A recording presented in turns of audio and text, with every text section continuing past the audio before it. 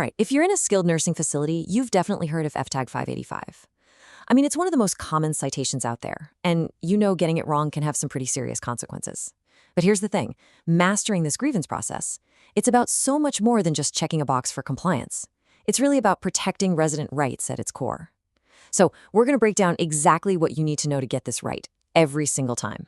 So you gotta ask, right, what makes F85 such a common pitfall for so many facilities? Well, it's almost never one giant mistake. It's more like a series of small breakdowns. You know, a little miscommunication here, a misdocumentation step there, it all adds up. So our goal today is to pinpoint those exact weak spots so you can go back and strengthen your own process from the ground up. Okay, here's how we're going to tackle this. We've got it broken down into 4 key parts. First, we'll dig into the why, understanding the whole reason this rule exists. Then, we'll get into the what, the absolute essentials for your policy. After that, it's the how, what the process actually looks like in action. And finally, we'll wrap up with the proof, the documentation that's going to make sure you nail it when a surveyor walks in. Let's dive in. All right, let's kick things off with part 1, the why. And really, this isn't just about memorizing rules. It's all about understanding the foundational rights that every single resident is entitled to. First things first, let's get the definition of a grievance straight, because honestly, this is where so many facilities trip up right at the start. A grievance is not just a formal written complaint on a specific form. The regulation defines it incredibly broadly. It could be a resident just mentioning offhand, hey, I didn't get my shower today, or maybe a concern about another resident's behavior, or even a simple comment about a staff member's tone. The big takeaway here, if a resident voices any concern at all, you've got to start thinking of it as a potential grievance. And this right here, this is the absolute heart of F585. This isn't just some legal jargon, it's the entire foundation the rule is built on.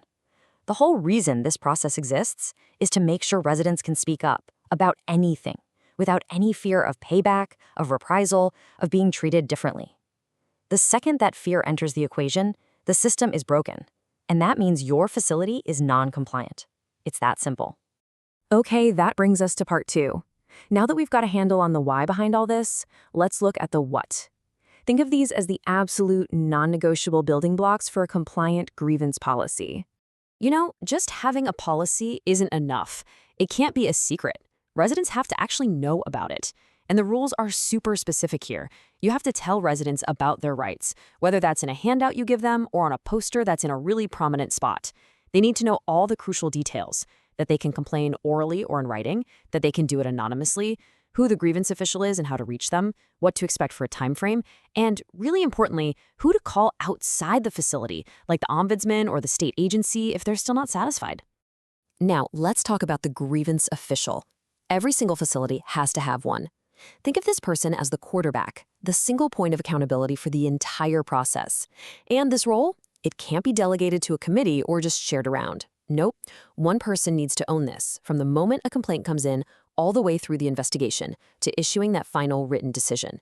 And why is that so important? Simple. It stops things from falling through the cracks. And that, my friends, is a classic reason for getting cited. All right, moving on to part 3, the how. So we've got our policy, we've got our official. Now let's get practical and walk through the step-by-step process for what you actually do when a grievance comes through the door. Think of this as your 5-step playbook for every single grievance that comes your way. It's simple, but you have to follow it. 1. Acknowledge it promptly. 2. Take immediate action to protect the resident. 3. Investigate it thoroughly. 4. Issue a formal written decision. And 5. Implement the corrective action. Every single one of these steps is crucial, and yeah, they have to happen in that exact order. You know, I really want to pause on that immediate action step for a second, because this is so critical. The regulations are crystal clear. You have to protect the resident while the investigation is still going on. This isn't about waiting until you have all the answers. It's about ensuring their safety from the very moment an allegation is made. You have to act fast. And that leads us right into our final section, part 4, the proof. This is all about documentation. Because in the eyes of a surveyor, if it wasn't documented, it pretty much didn't happen. This is how you prove you followed the process, and it's exactly what they're going to scrutinize to figure out if you're compliant. Okay, look at this list closely. This is basically the checklist a surveyor has in their head, or literally on their clipboard, when they're reviewing your grievance files. That written decision, it is not optional, and it has to have all 7 of these parts. If you miss just one, like forgetting to put the date the grievance was received or not clearly stating if the grievance was confirmed or not, that's a direct line to getting a citation. Every single one of these boxes has to be checked, every single time. So how long do you need to keep all this proof? The regulations are very clear on this. You have to maintain all the evidence, all the documentation, for every grievance, for a minimum of 3 years from the date the decision was issued. This isn't just about storage, it's about creating a historical record that shows your facility is responsive. So when you really boil it all down, the most common mistakes are usually about being too informal.